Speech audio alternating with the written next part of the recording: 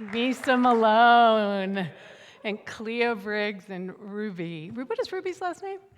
Day. Ruby Day. Heading in the right direction. It does feel like we are, yes?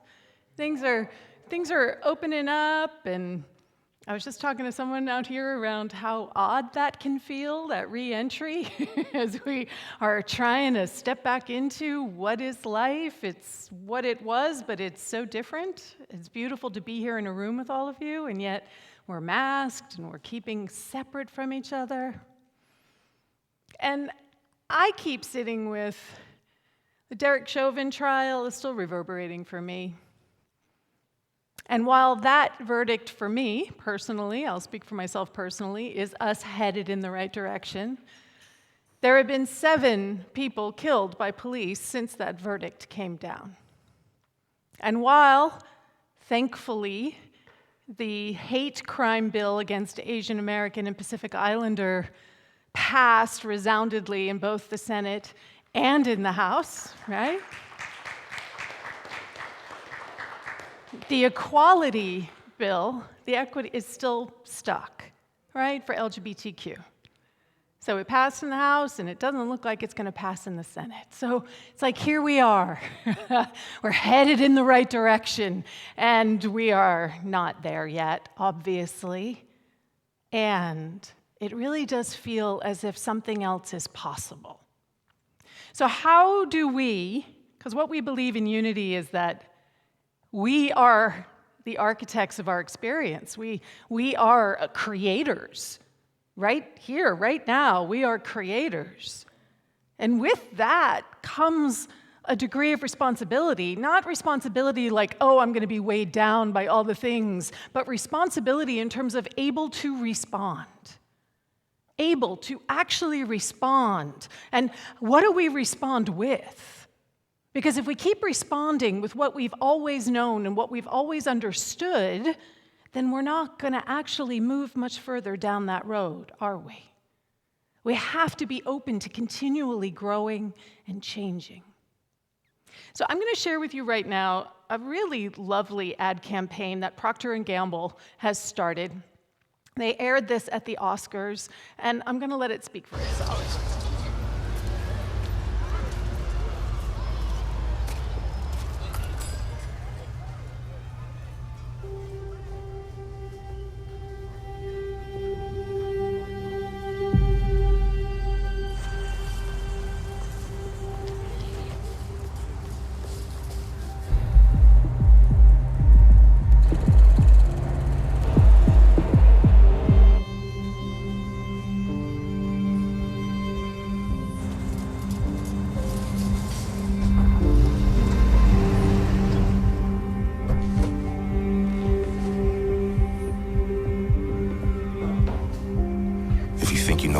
Next. Ask yourself why. These are the Black stories we've been shown.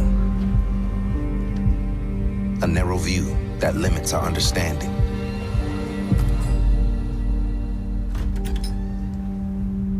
But there's so much more to see.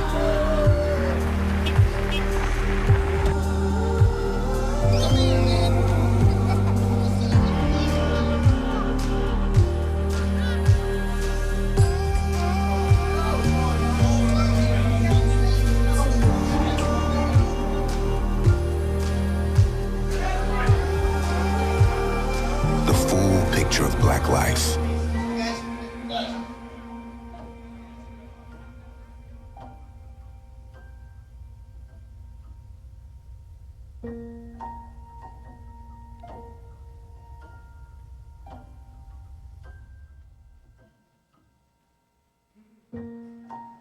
Let's widen the screen so we can widen our view.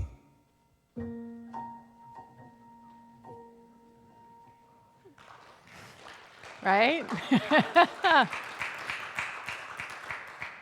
So that is, are we headed in the right direction if Procter Gamble is promoting this out there in the world?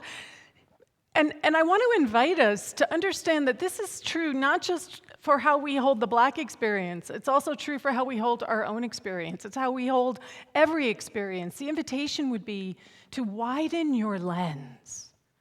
How are you limiting how it is that you understand that you can show up in the world or that anyone else can show up in the world? You cannot give other people the freedom to show up in new and unexpected ways if you don't first allow yourself that freedom. So the invitation is to continually be looking at what are your assumptions? What is the meaning making that you have been creating about your own life and about your place in it? What is your worldview? Because yes, that ad campaign was specifically targeted for the Oscars and for filmmakers and for storytellers, but guess what? You are a storyteller. That is what you are. You are creating the story of your own experience. So how can you widen that lens? How can you grow so that you are able to be larger than you ever thought you were, and you also allow everyone around you to be larger than they might even understand themselves to be, right? Because this is what we believe in Unity, that as I stand in this, it reverberates outward in the world. So my owning infinite possibility, infinite potential, means that somewhere, someone is experiencing an inkling of possibility for themselves where they might never have thought of it before. This is the powerful work that we do in consciousness. So it can be kind of scary sometimes when we think about like, okay, I want to change direction. I want to shift things up a little bit. And in our experience of doing that, we might become afraid about, well, how much do I really want to change my story? How much do I really want to I like my story. I like what my story is telling me about me. Do I really want to shift my story up? And I'm going to invite us not into some sort of radical alteration of who you think you are or what you understand in the world. I'm going to invite you to a divine course correction. And by divine course correction, I mean that you are paying attention to the truth of who you are. And as you pay attention to that truth, you allow it to guide you. So NASA, when it sends rockets out into space, when it sends something out to Mars, we think of it as being this direct trajectory from us to Mars, but that's not what it really happens. The entire time that that rocket is moving towards Mars, there is all these minute adjustments, a degree here, oh, it's overcompensated, another degree here to bring it back. And throughout the entire journey, it just keeps going until it finally gets where it's actually going. Are you willing to make those slight course corrections? Because if you shift a single degree, your trajectory as you move forward in time and in space is radically altered. You will end up in a completely different place, just with that 1 degree that you're willing to open up. It will take you somewhere completely new. And how we stand in that movement is through, now Unity is very big on standing in the sacred yes, right? Standing in our affirmation, standing in the fact that we are naming and claiming and we are calling forth right now. I mean, you hear us do that, yes? So in addition to the sacred yes, we also have to stand in our emphatic no. Because if we're standing in a yes, that means that we're saying no to something. How emphatic are you about that no? Tyler Perry at the Oscars lit my heart up as he said, I refuse hate. I refuse. He was standing in an emphatic no. How much do we actually do that? Really, truly stand in that no? Because as we're moving forward and we're trying to shift, sometimes we get stuck in rhythms and habits and ways of being, and you look at our culture and at our world and the way we think about the police and the way we think about BIPOC and how the interactions with police are, and and there is this machine that feels like it's in place. And how do we overcome that when we're sort of overly committed? Has anybody in here ever felt that? You become overly committed in a certain direction and you know it's not serving you, but you're not sure how to shift it. And what can shift it, what we saw with George Floyd's murder, was we saw anger and fear, and we saw people marching in the streets because that anger enabled something to come to a full stop so that a new direction could arise from that. But the problem with anger and fear is that while they may serve us in that moment to help us to understand something, they are not sustainable. We cannot sustain ourselves on anger and fear. We have to ground ourselves in something else. So what is it that will actually sustain us? What is it that will guide us and nurture us? And what I believe that is our vision. Our capacity to imagine and to envision a new world, another world, a better place, the divine potential that is available to all of us. What if that vision is our true north? What if that vision is the thing that we are always choosing from and choosing for? What if that is how we prioritize our entire life? Who do we become then? We become unstoppable. I'm thinking of Renee, the vision of her sanctuary, holding that vision, allowing herself to be transformed and changed, allowing an old understanding about what she thought would be required to make that happen. And in her willingness to be made new, to stay true to that vision, it arises, it becomes. That is how powerful we are. So one of my favorite pieces of scripture, and you guys know I don't bring scripture up all that often, but one of my favorite pieces of scripture is where there is no vision, the people perish. And we are at the cusp of a new vision. That's the right direction that we're finally headed in. We are at the cusp of understanding that there is a greater vision so that all people will thrive. All people will have an opportunity to live in peace, with wholeness, with enough to eat, without being afraid to walk down the street. My own wife is afraid to actually be out in our own yard at night because she's afraid that someone will see her and think that she's trying to break in to our own home. That's the world we live in right now, but it's not the world that we have to envision. So what is asked of us is, as we stand in our sacred yes and our emphatic no, is that we are opening ourselves up to our prophetic voice. We are opening ourselves up to the voice within that knows that God, or whatever word you call it, love, grace, beauty, harmony, joy, connection, whatever it means to you, because we know it's not a personified deity. We know that it is a beingness. That beingness is active and it's present right now, and you are the way that it shows up in time and in space.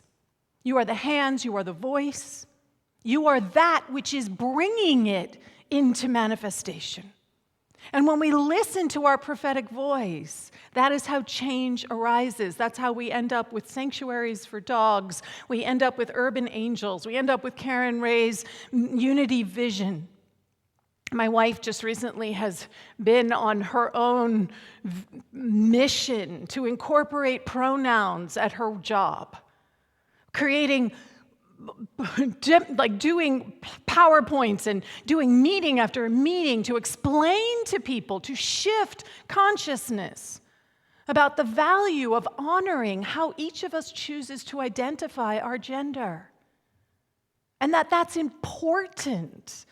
It's not small, it's not trivial. Whether I call myself she, her, or call myself they, that matters. Can we be large enough to hold all of this? And we have to listen to our own prophetic voice. And you all have one. That is what unity teaches, is that what Jesus modeled for us as a way shower is available to each and every one of us.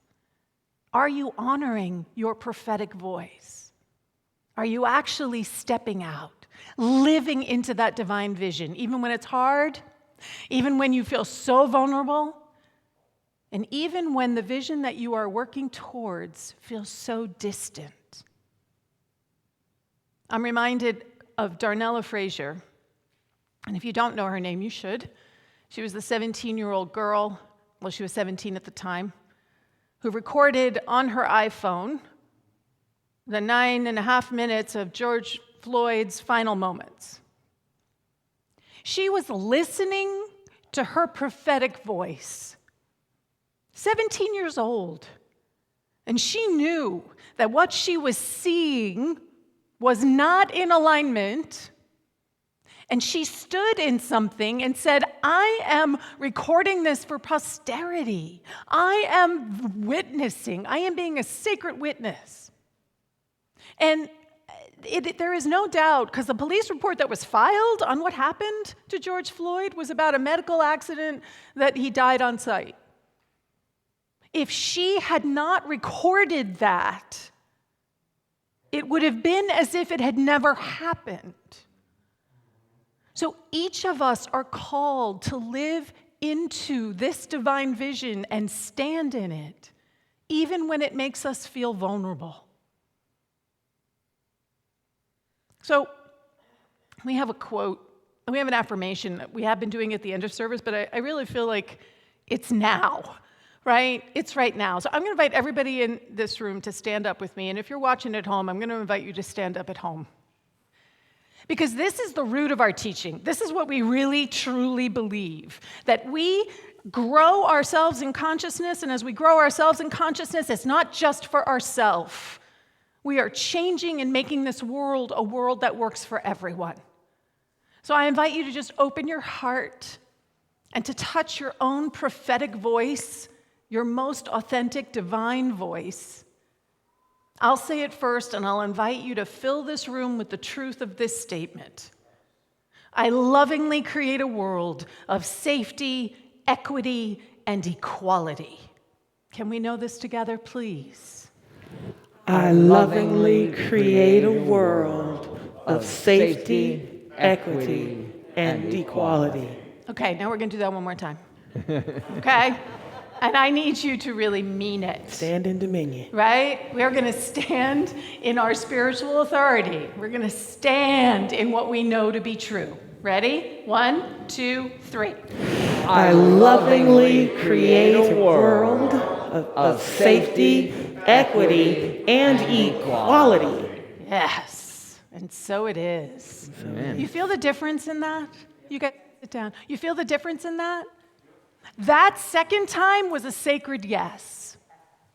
The first time was, okay, right? The second time was a sacred yes. It asks something of us, not something that's foreign to us, but it asks us to show up. So let's take this into our time of meditation.